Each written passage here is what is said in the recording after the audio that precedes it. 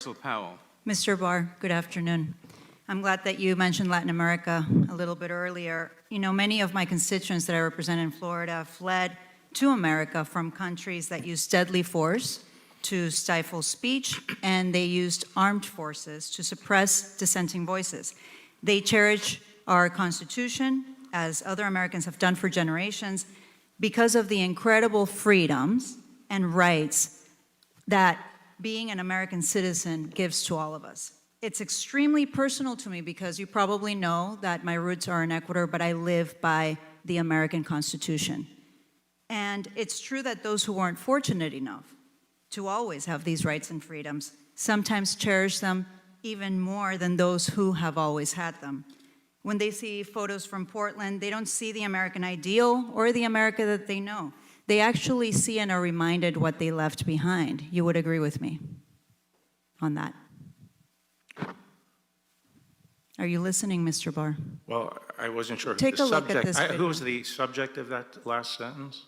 Just, you know, when you see, look at these videos for 1 second. Yeah. We have seen violence in Venezuela at the hands of Maduro, firing tear gas at protesters and using brutal tactics to crush demonstrations. That's what we see from dictators on both the left and the right. But it's hard to distinguish these photos from those events and from the videos that we've seen by US federal police in Portland tear gassing and breaking the bones of a peacefully protesting US Navy veteran. Very similar. So, Mr. Barr, how do you restore the confidence of my constituents in the values of this country when every night on television they're seeing these images of violence used against the peaceful protesters? We all denounce violence.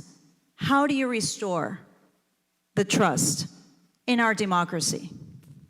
I think that the force is being deployed against rioters or in situations where protesters are not following police directions. Most of the protests have been peaceful, Mr. Barr. You know that. You know that. You're just using language for political purposes, just like my colleagues across the aisle. Let me just go now to one of the most important topics facing our nation right now, healthcare. You know, in my district, we have close to 100,000 people that get their health insurance through the ACA. 19,000 of them are living with serious pre-existing conditions. And yet you are working to strip their health care at the worst possible moment, when the coronavirus is killing thousands of people in my state. In Miami-Dade County and in Monroe counties that I represent, do you know how many people have died from COVID-19? No, I don't. 1,410 people. Mm-hmm. You were at the White House on March 23rd when President Trump said Governor DeSantis was doing an incredible job. Do you agree that Governor DeSantis is doing an incredible job? Well, I have no reason not to believe that. Well, Florida now has more cases than in China. Well, did Cuomo do an incredible job in New York? Unfortunately, and I'm not proud to say this, in Florida we have more cases than most countries combined around the world. So no, he is not doing an incredible job.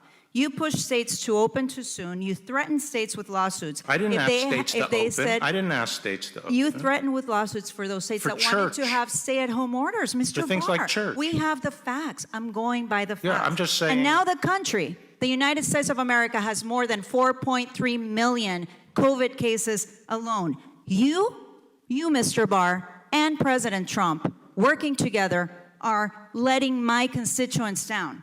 And it's something that you are going to have to live with. What am I supposed to say to my constituents when they ask me if the government has done everything in its power to protect their loved ones from dying? You tell me, Mr. Barr, what am I supposed to tell them? I would tell them that managing this kind of thing requires a lot of difficult choices and weighing different consequences. I'm not going to lie. I am not going to lie to my constituents. I am going to tell them that President Donald Trump and the Attorney General working together The are not governors- following the- health guidelines. They're letting Americans die needlessly because of political reasons. In our- That is Chairman. what I will tell them, in Mr. our Barr. system- Thank you. And one last question, if I can. In our system. Under oath, do you commit to not releasing any report by Mr. Durham before the November election? No, You don't commit to that? no. So you I will be won't go very by careful. Department of Justice policy I know what that, Justice that you Department won't policy is. interfere in any political investigations before the November election? We're not going to interfere. In fact, Mr. I've made Chairman. it clear I'm not going to tolerate. But under oath, interference. you're saying that you do not commit to not releasing a report by Durham. I'm not going to, any report will be, in my judgment, not one that is covered by the policy and would disrupt the election. The time of the I've already made it clear that neither You would go candidate against is your under. own Department of Justice policy, Mr. Barr. Why don't you tell me what that policy is? Oh, I have it right here. Well, actually, Do you want me to repeat it for you? no, I know what the policy is. time of the, Yeah. the time of the Okay. gentlelady, Mr. Thank Chairman. you. I yield ahead. back. Chairman. Go I ahead. yield back, Mr. Chairman. gentlelady, Mr. Chairman, point of order. gentlelady,